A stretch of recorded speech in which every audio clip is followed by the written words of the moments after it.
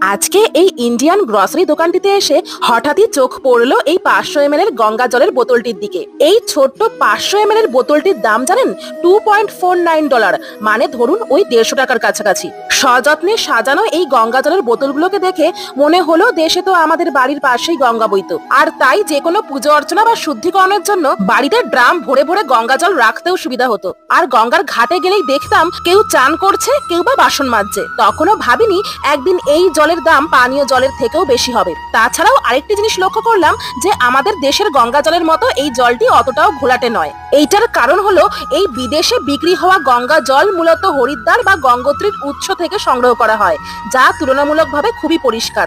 পরিশোধনের পরই এই বোতলে ভরা হয় বলেই এটি এতটাই স্বচ্ছ দেখায়। দেখে মনে হয় যেন একেবারেই মিনারেল ওয়াটার। এটা ভাবতেই অবাক লাগে, যেখানে গঙ্গা একসময় ছুঁয়ে নিতাম সহজে, আজ তা কিনা কিনে আনতে হয় যত্ন করে।